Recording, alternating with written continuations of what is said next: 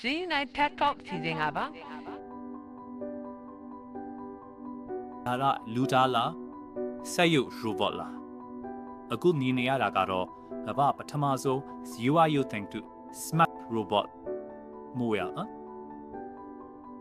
သူ့ရဲ့ agreement ကိုကြည့်လိုက်ရင်ပထမ robot တွေနဲ့မတူဘဲနဲ့တမနီချောင်းတွေအစားလူသားတွေလိုနေရုပ်အိမ် rib cage ကိုပါခဲဖင်းပြီးထားတာတွေ့ရမှာပါ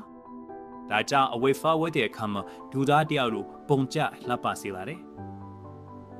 robot တွေရဲ့မာကျောတဲ့ပုံစံကိုထောက်ကြည့်ဖို့အတွက်ယူသားတွေလူတူအောင်လို့အရေးကအောက်မှာ electric muscle လို့ခေါ်တဲ့ပေပါချစ်လက်တဲ့ဂျပါတူတွေနောက်ပြီး ICV နေလို့ခန်းစားရစေမယ့်နူးညံ့တဲ့အရာဝတ္ထုတွေနဲ့ဒီဆောက်ခါပါနဲ့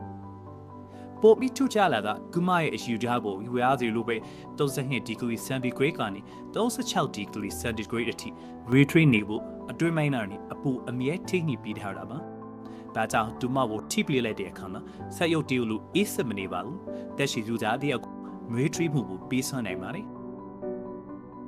သူမရဲ့မျက်နှာအရေးတဲ့အောက်မှာအနှုတ်စိတ်မော်တာလေးကိုတက်ဆင်ထားရမလို့ဝမ်သာရာဝမ်နေလာကအစတက်တောင်ခတ်တာအထိလူတယောက်လိုဖော်ပြမယ်ဆိုရင်ရှိပါတယ်မျက်လုံးရဲ့နောက်ွယ်မှာတမာရီတက်ဆင်ထားပြီးတော့ AI စနစ်နဲ့အောင်ဆက်ထိဆိုထားရမလို့ရှိမှရှိတဲ့သူကိုမျက်လုံးချင်းဖုန်ကြည့်နိုင်တယ်အချိန်နဲ့တည်တည်တုတ်ပြန်နိုင်ပါတယ်သူမရဲ့လမ်းလျှောက်မှုကိုကြည့်အောင်သူမမှာ cerebral motor control လို့ခေါ်တဲ့အုတ်ကောက်ငင်လေး cerebral slip ပါပြီးတော့ဒါဟာလမ်းလျှောက်တာနဲ့ခန္ဓာကိုယ်ဟျက်ပတ်လိုက်တာလေးအတွက်တခြား robot တွေအတွက်ပုံမချုံးမွေအဆင်ပြေစေပါတယ်မူရရဲ့လမ်းလျှောက်နှုံတိကျချက်ကကိုယ်စနေရနိုင်နှုံတိရှိရလို့ဆိုပေမဲ့လက်ပြမှာတော့လမ်းလျှောက်ပုံမှာဓာတ်ပနစီထားသလိုအနေနဲ့ပေါင်တင်းနေတာကိုတွေ့ရပါတယ်ဒါအပြင်သူ့ကိုလူနဲ့တူလုံးနယ်လို့သူပြီးချက်စရာကောင်းတယ်လို့ဂူပန်သူတွေလည်းရှိနေပါသေးတယ်သူ့ကိုထုတ်လုပ်ခဲ့တရုတ်နိုင်ငံရှန်ဟိုင်းကုမ္ပဏီ Drive Up ကုမ္ပဏီကတော့မူရကိုလူသားတွေနဲ့ system ဆက်သွယ်လို့ရမယ် human connection retrieve တဲ့ robot ဖြစ်ဖို့အဓိကထားပြီးတာဝန်အောင်လှုပ်ဆောင်ဖားတာဖြစ်ပါတယ်လို့ဆိုပါတယ်။အဲကြောင့်လည်းကုမ္ပဏီကဒီစက်ရုပ်ကိုတက်ကြီးရွယ်ကိုစာရှာရေး healthcare ပညာရေး education နဲ့အများပြည်သူမှုဆောင်မှုပြီးရဘန်နီတရိတ်တီမဲ့ viewer center တွေမှာအသုံးပြုဖို့ရည်ရွယ်ထားပါလေ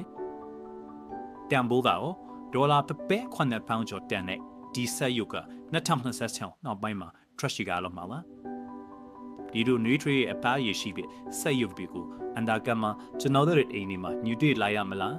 တင်တို့ရောဒီဆက်ရုပ်ကိုအိမ်မှာထားချင်ပါကလား comment မှာ drop ပေးကြပါအောင်နော်ကဲတကယ်ချင်းမစ္စရီကိုလည်းဖြန့်ဝေပေးကြပါဦးဤပညာဘူးတူတာတွေအတွက် Zuna Chat Talk ကို follow လုပ်ထားဖို့မမေ့ပါနဲ့နော်